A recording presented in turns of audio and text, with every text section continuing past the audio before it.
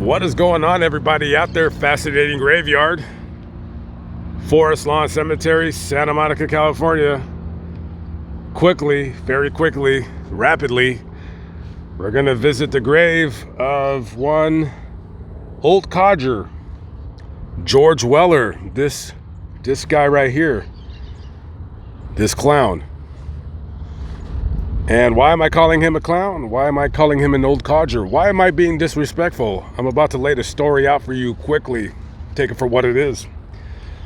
We're gonna go back to July 16th, 2003. We're in Santa Monica, California.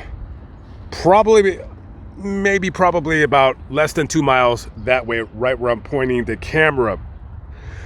And in that promenade, if you don't know the 3rd Street Promenade, it used to be a street and they closed it off. So it's basically like a walking area for shops. Come out there on the weekend with your family, go have ice cream, go have lunch on a promenade. You'll have street performers, people panhandling, whatever you call it. And then on Saturdays, they rope off the street right there on Arizona. And then they have a farmer's market. And then you can go buy fresh produce, organic foods, whatever it is that you want to buy. And hundreds and hundreds of people, probably more like a few thousand, will go to this farmer's market and just walk around, people watch, buy some fruit, whatever. It's one of the best farmer's market in the country. So on that day, driving behind the wheel of a 1992 Buick LeSabre is one George Weller, 86 years of age. He just went to the post office. He dropped off a letter that he was mailing to his niece. So he's going about his day, probably going back home. And accidents happen, guys. They happen all the time. He rear ends the back of a Mercedes Benz. Now, normally when you rear end this vehicle, you'll get out and you'll say, hey, I'm sorry, I have insurance. We'll exchange information, and then I'm sorry, I hope the damage is fixed. I bid you adieu. But no, not this guy. This guy, he just doesn't do those kinds of things. When he rear ends you, he chooses to just leave the scene. And that's happened to me before. An older person rear ends my vehicle and they just leave. They don't care. They don't got time. They don't got time for any nonsense like, I don't know, staying until the police come. So instead of doing the right thing, he hits the pedal to the metal and he starts driving down the street where those hundreds of people are walking with their family, their children, so forth and so on.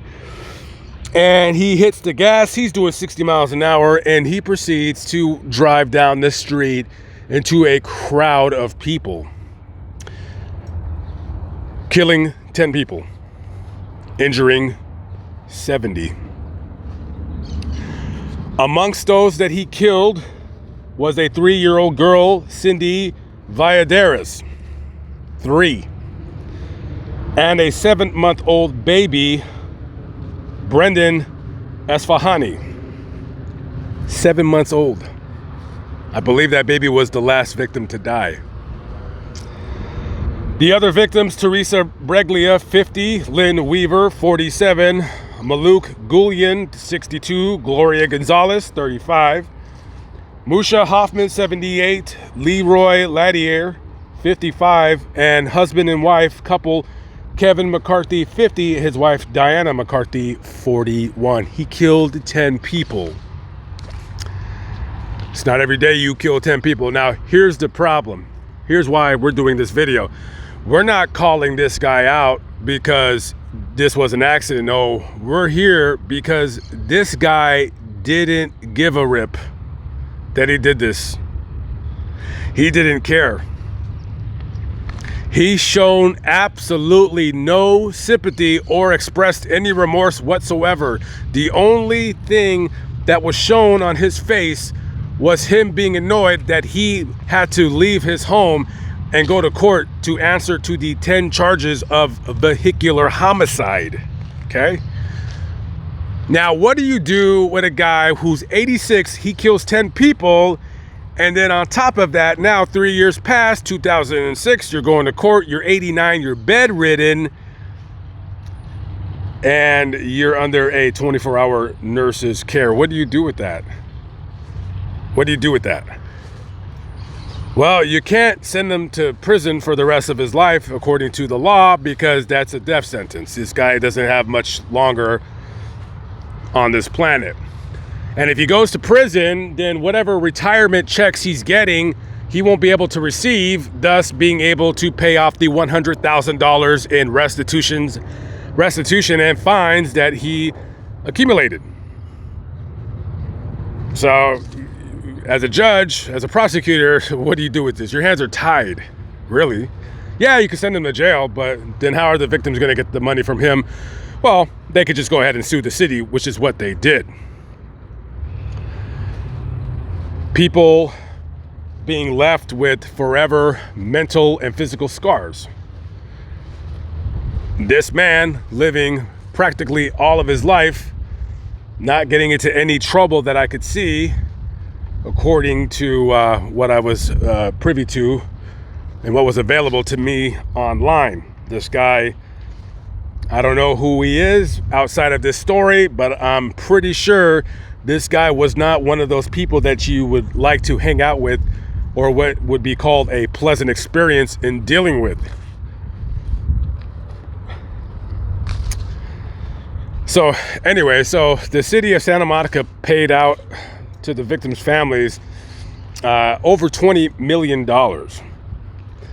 And now, well, there's not really a barrier per se at that scene to prevent a tragedy like this from occurring ever again.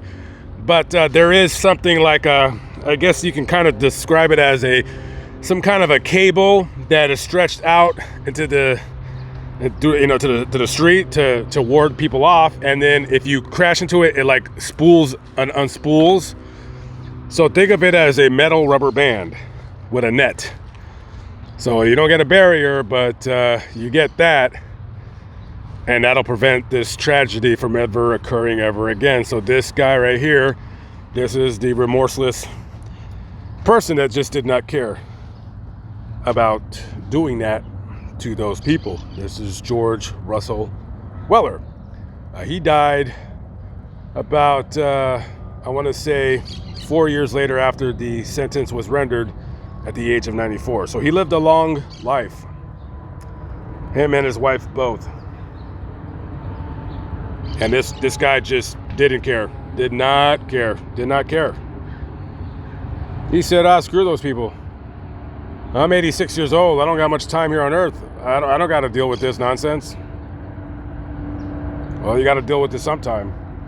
If not here, it'll be there. All right, guys. I'm out of here. The next story is over at that other side of the cemetery. A vastly different story. This is a good story of a good person that I used to watch as a child. Rest in peace to all those involved in that accident. And I don't need to apologize. It did nothing wrong, but I'm sorry for that man's actions. And whether you want to call it, maybe he has some kind of mental, cognitive disease, some kind of, whatever disease that afflicts the older population. I don't know of a disease that takes away your compassion for killing people. I don't know of that one, if it exists. I'll see you on the next one. Peace out.